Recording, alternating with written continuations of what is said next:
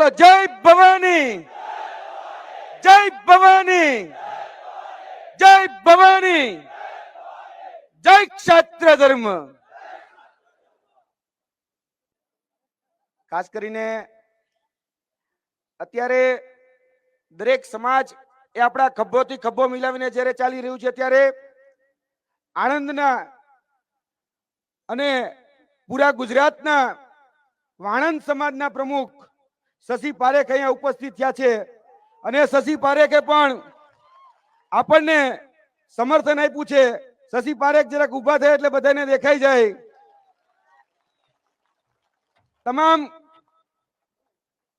ક્ષત્રિય સમાજ શશી પારેખનો ખૂબ ખૂબ આભાર માને છે અને મારા પુરોગામી વક્તા બંને ચાવડા સાહેબે, પીટી જાડેજા સાહેબે ખૂબ સુંદર વાત કરી છે એટલે એ વાતને હું રિપીટ પણ નહીં કરું. મૂળ મુદ્દાની વાત ઉપર આવું. 4 મિનિટથી વધારે સમય પણ નથી લેવો એટલે સીધી જ વાત, નો બકવાસ. मिस्टर पुरुषोत्तम रूपाला साहब, तुम्हारे पांव के नीचे जमीन नहीं. मिस्टर पुरुषोत्तम रूपाला साहब, तुम्हारे पांव के नीचे जमीन नहीं. कमाल है फिर भी तुमको यकीन नहीं. એટલે પુરુષોત્તમ રૂપાલા સાહેબ, તમે જે વાણી વિલાસ કર્યો અને વાણી વિલાસને કારણે જે રીતે મારા પુરોગામી વક્તાએ કીધું એમ કે એના જીભે કહી શકાય કે સરસ્વતીજી બિરાજમાન થયા અને એ સરસ્વતીજીએ એમને ભૂલ કરાવી. જે રીતે મંથરા કૈકેયીના જે ઉદાહરણો આપ્યા એ જ રીતે એમની વાત પણ ખૂબ સાચી છે. એટલે આગળના દિવસમાં આપણે જે વાત હવે ધ્યાનમાં રાખવાની છે એ છે કે આપણે ક્ષત્રિય સમાજે અને અહીંયા ઉપસ્થિત તમામ વર્ગના વર્ણના તમામ લોકોને કહેવાનું કે ક્ષત્રિય સમાજનો તો આક્રોશ છે જ, એમાં ના જ નથી, પરંતુ છેલ્લા 5 વર્ષમાં, છેલ્લા 10 વર્ષમાં થયેલા તમામ ભ્રષ્ટાચારોને યાદ કરજો. તમારા યુવાન ભાઈઓ બહેનો સાથે જે ભવિષ્ય સાથે જે ચેડાક થયા છે એ પેપર લીકેજને પણ યાદ કરજો. તમારા ભવિષ્ય સાથે જે પુલની દુર્ઘટનાઓ થઈ એને પણ યાદ કરીને વોટ આપવા જજો. આ 7 તારીખ એ આપણા માટે દશેરા છે. દશેરા આ 7 તારીખે આપણે બધાએ સવારના 7 વાગે કેસરિયા પહેરી અને કેસરિયા કરવાના છે. બોલો કરશો ને? પાક્કું? તો વાંધો નહીં. એટલે ઘણી બધી જગ્યાએ ઘણા બધા લોકો એવું કહેતા હોય છે અને જે રીતે ચાવડા સાહેબે પણ વાત કરી કે ક્ષત્રિય સમાજ શું કરી લેવાનો, તો આ ક્ષત્રિય સમાજ છે જ્યારે એની અસ્મિતાની વાત આવે, ત્યારે સ્વાભિમાનની વાત આવે, જ્યારે સ્વમાનની વાત આવે ત્યારે આ ક્ષત્રિય સમાજે એક જ વ્યવહાર કર્યો છે અને વ્યવહાર છે માથા દેવાનો ને માથા લેવાનો. ક્યાંય રોટી બેટીના વ્યવહાર નથી કર્યા પરસોત્તમભાઈ. એટલે પરસોત્તમભાઈ જે ભાકા પોતદારી કરે છે તો એને પણ કહેવાનું કે તમે ક્ષત્રિય સમાજનો ઇતિહાસ ન વાંચ્યો હોય તો વાંચી લેજો પેલા. અને ક્ષત્રિય સમાજે આ દેશની અખંડિતતા માટે, દેશના એકીકરણ માટે જે પોતાની પાસે દેશી રજવાડા હતા, ઉપર કાશ્મીરનું જયસિંહ થી લઈ નીચે ત્રાવણકોર સુધીના તમામ દેશી રજવાડાઓ એક હાકલ પડી ત્યારે આ દેશના એકીકરણ માટે સમર્પિત કરી દીધા છે અને તમે ટિકિટ નથી આપી શકતા. ભલામણા આ તકલીફ ક્યાં પડે છે? આપણે જે રીતે આ ચરોતરની જે ક્રાંતિકારી ભૂમિ છે ત્યાંથી શપથ પણ લેવાના છે, કેમ કે આ દેશ જેટલો ગાંધીજીનો છે એટલો જ વીર ભાથીજીનો પણ છે.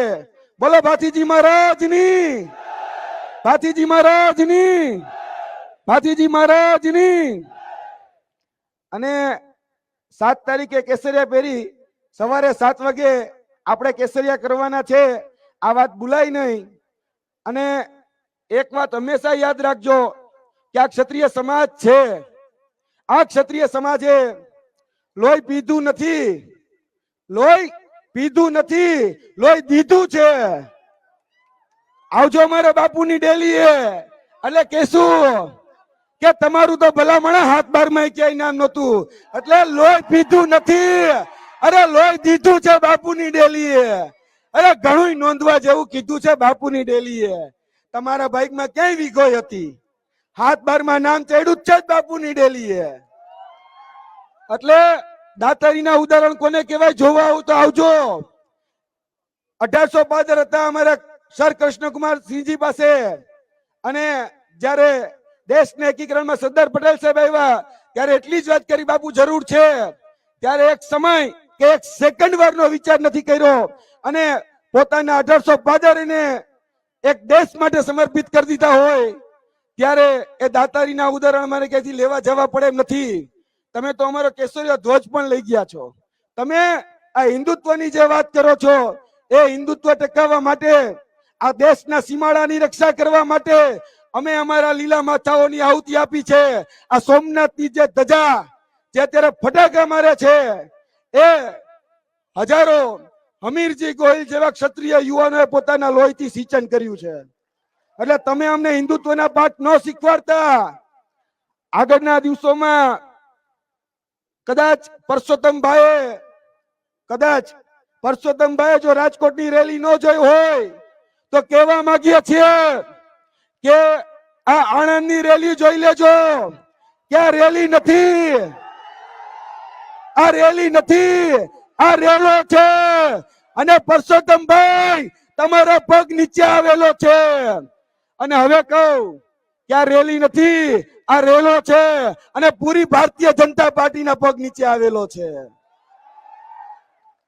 એટલે આ જે રેલો છે એ રેલો આપણે બધાએ આવતી 7 તારીખ સુધી જે આપણા આંદોલનનો પહેલો પડાવ છે, યાદ રાખજો, આંદોલન 7 તારીખે પૂરું નથી થઈ જતું.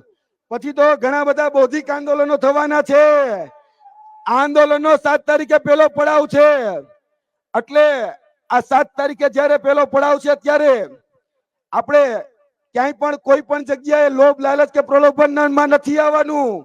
કોઈ ગમે એવી લાલચો આપે ત્યારે કોઈ ચપલાની વાત કરે, કોઈ ચવાણાની વાત કરે તો યાદ રાખજો કે ક્ષત્રિય સમાજનું જે સ્વાભિમાન, નારી શક્તિનું જે અપમાન થયું છે એ અપમાનનો બદલો હવે બદલાવથી લાવવાનો છે.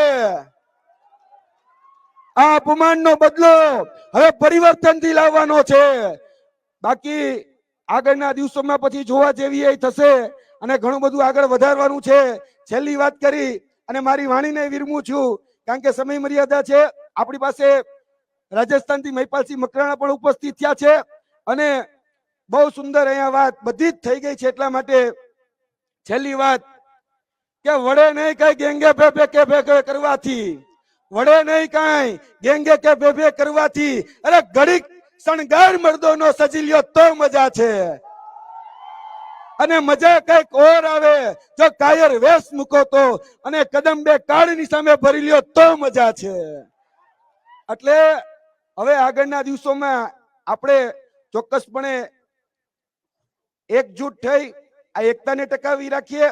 કોઈ શકુની વેડા કરે, કોઈ દુશાસન વેડા કરે, કોઈ મંથરા વેડા કરે તો એની કોઈની વાતમાં મહેરબાની કરીને ક્યાંય ન આવીએ.